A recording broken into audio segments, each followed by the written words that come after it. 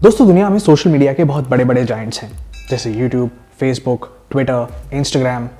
पर 2015 में एक ऐसा ब्रांड आया जिसने इन सभी बड़े ब्रांड्स को हिला के रख दिया। यस, वी नो कि ये चाइनीज़ है और ये इंडिया में बैंड है। पर इंडिया में बैंड होने के बाद जब रातों रात इनके 200 मिलियन यूज़र्स निकल गए तब भी ये मार्केट में काफ़ी हलचल मचाए हुए है। जी हाँ, आज की कहानी है टिकटॉक की और उनके बिजनेस स्ट्रैटेजीज की कि किस तरीके से उन्होंने इन जायंट प्लेयर्स को कुछ देशों में हरा दिया और हाँ, सबसे ज़रूरी उसके नेगेटिव इफेक्ट्स की। दोस्तों, टिकटॉक के पेरेंट कंपनी बाइटडांस की शुरुआत 2012 में चाइना में हुई थी। इसके फाउंडर थे जैन यिमिंग। पर टिकटॉक इनका पहला एप्लीकेशन नहीं था। ये एक इंटरनेट कंपनी थी जो ऑलमोस्ट 12 ऐप्स लॉन्च कर चुकी थी। इस कंपनी को शुरू करने का आइडिया इसलिए आया क्योंकि उन्होंने देखा कि चाइना में और वर्ल्ड वाइड स्मार्टफोन्स के फैलने से फ़ोन यूसेज बहुत ज़्यादा बढ़ गया है और लोग फिजिकल न्यूज़पेपर्स को छोड़ फ़ोन ज़्यादा यूज़ कर रहे थे। तब उन्होंने एक इंटरनेट न्यूज़ स्टोरी शुरू की और लोगों को न्यूज़ कैटेगरी में इंटरेस्ट के बेसिस पे उनका डेटा कलेक्ट करने लगे और उनको उसी हिसाब से और न्यूज़ देने लगे, जो कि एक काफ़ी सक्सेसफुल बिजनेस रहा। उनके यूज़र्स उस वक्त ऑलमोस्ट 74 मिनट्स ऐप पे बिताते थे और यही डेटा यूज़ करके एक सिमिलर एल्गोरिदम के साथ 2016 में उन्होंने लॉन्च किया एक शॉर्ट फॉर्म वीडियो प्लेटफॉर्म डूइन। ये टिकटॉक का चाइनीज़ वर्जन है और उनका सबसे पहला वर्जन। पर जब ये वर्जन लॉन्च हुआ तो इसके दो सेक्शंस थे। एक था पॉजिटिव एनर्जी, जहां गवर्नमेंट की बातों को अच्छे से प्रमोट किया जाता था, और दूसरा था फेशियल रिकग्निशन, जिससे लोग वीडियो में किसी भी फेस को देखकर उस पर टैप करके वीडियो सर्च कर सकते थे। उन्होंने अपने ऐप्स में फिल्टर्स भी इंट्रोड्यूस कराए जिससे कि चाइनीज स्किन और लाइट लगती थी और हर यूज के साथ उनका एल्गोरिदम और ज़्यादा बेटर होने लगा। यानी अगर आप एक इंडियन क्रिकेट टीम फैन हो और आपने उनकी वीडियोस पे थोड़ी ज़्यादा एंगेजमेंट दिखाई तो टिकटॉक आपको घंटों भर वही वीडियो दिखाता रहेगा।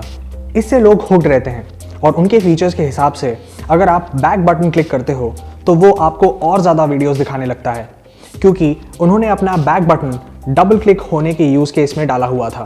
अकॉर्डिंग टू सर्विस, चाइना में 72% ऑफ टीन्स ने ये क्लेम किया है कि उनका अटेंशन स्पैन टिकटॉक यानी डूइन की वजह से बहुत ज़्यादा इफेक्ट हुआ है। पर बाइटडांस को इससे कोई प्रॉब्लम नहीं थी और अब इसे प्रोटोटाइप स्टेज से आगे ले जाने के लिए उन्होंने एक 5 पार्ट प्लान लॉन्च किया। पहला, लोअर द बैरियर।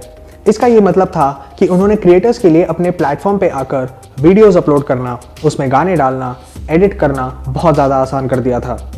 मतलब क्रिएटर्स को अब वीडियो बनाकर किसी दूसरे एप्लीकेशन पे उसे एडिट करने की ज़रूरत नहीं थी और पूरा प्रोसेस बहुत ज़्यादा सिंप्लीफाइड था। दूसरा, चैलेंजेस।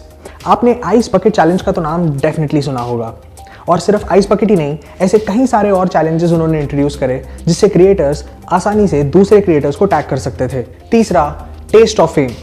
इसका ये मतलब था कि अगर कोई भी क्रिएटर उनके प्लेटफॉर्म पे आता था तो उसको एक अर्ली रिकग्निशन ज़रूर मिलती थी और उसकी वीडियोस वो बहुत जल्दी पॉपुलर या वायरल कर देते थे।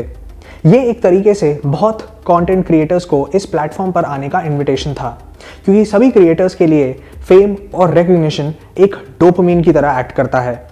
पर इसकी वजह से एक प्रॉब्लम भी हुई कि काफ़ी सारे लोग अब लो वीडियो क्वालिटी भी अपलोड करने लगे। चौथा, ब्राइब। फिर उन्होंने दूसरे प्लेटफॉर्म के इन्फ्लुएंसर्स को ब्राइब करना शुरू किया और उनको ईजी फेम और पेमेंट्स भी दी कि वो उनके लिए भी कंटेंट बनाएं। इनफैक्ट वो कॉलेजेस में जाकर अच्छे दिखने वाले स्टूडेंट्स को टारगेट करते थे, उनको इनविटेशन देते थे और अपना पूरा एल्गोरिदम उन्होंने इस चक्कर में मैनिपुलेट किया। पांचवा, नर्चर रिलेशनशिप्स।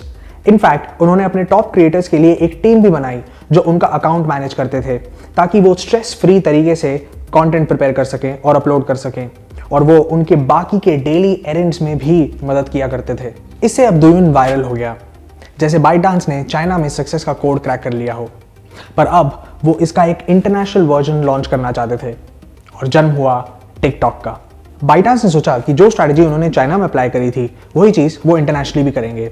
इसके लिए उन्होंने 3 चीज़ें करी। गूगल और मेटा के बड़े CXOs को उन्होंने पोच किया, यूट्यूब और मेटा के कंटेंट क्रिएटर्स को उन्होंने पोच किया और फिर उन्हीं के प्लेटफॉर्म पे एज अ कंपटीशन अपने एड्स के लिए बहुत ज़्यादा खर्चा किया। तब गूगल और मेटा ने बाइटडांस को एज अ कंपनी बहुत ज़्यादा अंडर एस्टिमेट किया, पर उनको ये नहीं पता था कि 1 साल के अंदर अंदर वो इनके आंसू निकाल देगा। पूरे मार्केट को जिन जायंट प्लेयर्स ने कैप्चर कर रखा था उनसे लड़ने के लिए टिकटॉक ने कुछ ऐसी स्ट्रैटेजीज अपनाई। पहला, दूसरे प्लेटफॉर्म्स पे वो वीडियोस शेयर करना जो टिकटॉक के प्लेटफॉर्म पे बने थे, क्योंकि उस पर उनका वाटरमार्क होगा। दूसरा, इन ऐप एडिटिंग, यानी ऐप के अंदर ही वो वीडियो बनाने का और एडिट करके पोस्ट करने का ऑप्शन देते हैं। तीसरा, एड कैंपेन, उन्होंने अपने सभी क्रिएटर्स की वीडियोस को एड्स में कन्वर्ट कर दिया और दूसरे प्लेटफॉर्म्स पे रन किया। उनकी टर्म्स एंड कंडीशंस ये अलाउ करती थी, और क्योंकि उन्होंने ऐड बनाने के पैसे बचा लिए थे, वो अब इसके प्रमोशंस में खर्चा ज़्यादा कर सकते थे।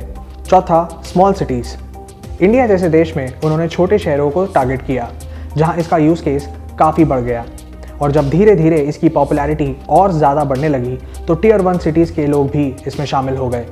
पांचवा, माइक्रो इन्फ्लुएंसर्स, उन्होंने माइक्रो इन्फ्लुएंसर्स को टारगेट किया और उनको अपने एल्गोरिदम से रातों रात स्टार्स बना दिया। कुछ लोगों के तो 6 हफ्ते के अंदर अंदर 1 मिलियन फॉलोअर्स भी हो गए।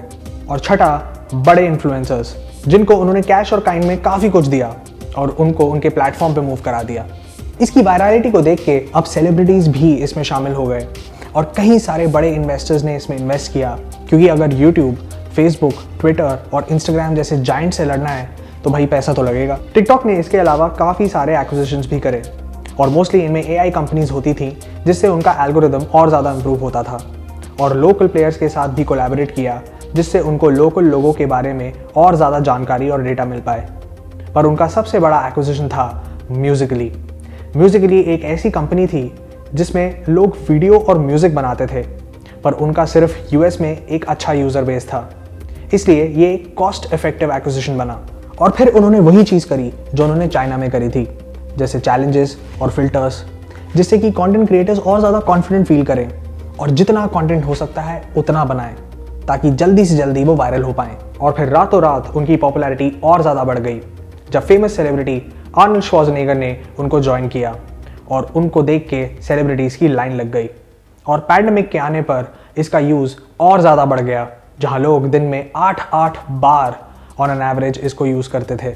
इंडिया में चाइना के साथ जियोपॉलिटिकल रीजन से टिकटॉक यहाँ पर बैन हुआ और रातों रात 200 मिलियन यूजर्स खत्म हो गए। ये देखकर US प्रेसिडेंट डोनाल्ड ट्रंप ने भी इसे बैन करने का संकेत दिया, क्योंकि सभी को ये लगा कि टिकटॉक लोगों के डेटा चाइना की कम्युनिस्ट पार्टी के साथ शेयर करते हैं।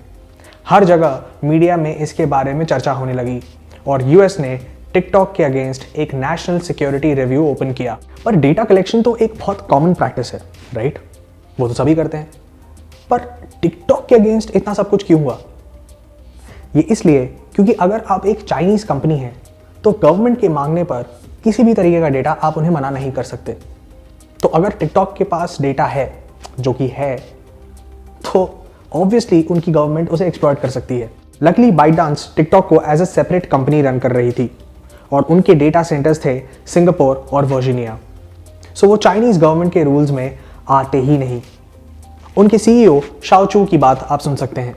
But there seems to be some bipartisan agreement around TikTok and what is perceived as the danger of it, and this idea that it is ultimately controlled by the Chinese and therefore the Chinese government.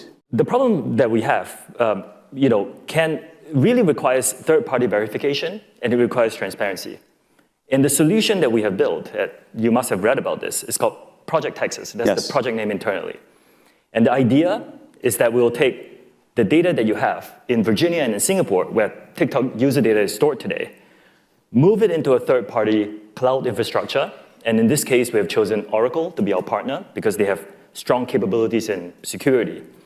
They are providing software assurances as well to the code that's inside. And we have rigorous data access protocols such that only a team made up of US residents can have access to that US data. पर Donald Trump president तो थे ही, पर एक pure businessman भी। तो उन्होंने TikTok से $5 billion का एजुकेशन फंड करवाया और वो इस सिचुएशन से टेम्पररी निकल गए। ये भी सच है कि चाइना ने उनका एक एप्लीकेशन वल्गर बताकर बैन भी किया हुआ है। तो एक्चुअली उनकी चाइनीज सरकार से वैसे ही नहीं बनती। पर सोशल मीडिया के कई सारे खतरनाक इफेक्ट्स भी हैं। टिकटॉक के थ्रू काफ़ी सारे चाइल्ड अब्यूज़ केसेस भी सामने आए, जहाँ छोटी बच्चियाँ मैच्योर लोगों का शिकार बनी। अगर आप किसी बात से दुखी हैं और आपने किसी डिप्रेसिंग वीडियो पे थोड़ा सा एंगेजमेंट दिखाया, तो टिकटॉक आपको वैसी ही वीडियोस दिखा कर पूरी तरह से डिप्रेशन में डाल देगा।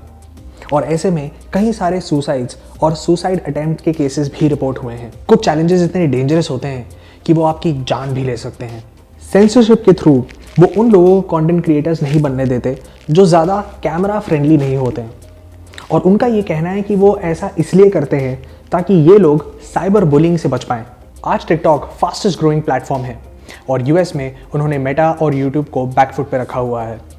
2022 में सेलिब्रिटीज़ ने कंप्लेन करी कि इंस्टा टिकटॉक को कॉपी कर रहे थे, जहां उनके सीईओ ने ट्वीट किया कि काफ़ी काम चल रहा था इंस्टा के एक्सपीरियंस को बेहतर बनाने का, और ऐसी कोई बात नहीं है। यूएस में टिकटॉक और इंस्टाग्राम के रील्स के वॉच टाइम में भी बहुत ज़्यादा डिफरेंस है। इंस्टा पे 17 मिलियन आवर्स पर डे है और टिकटॉक पे 200 million hours per day. So clearly Meta एक बड़ी कंपनी होने के बावजूद कमज़ोर पड़ रहा है, पर उनका एड रेवेन्यू अभी भी टिकटॉक से कहीं ज़्यादा है।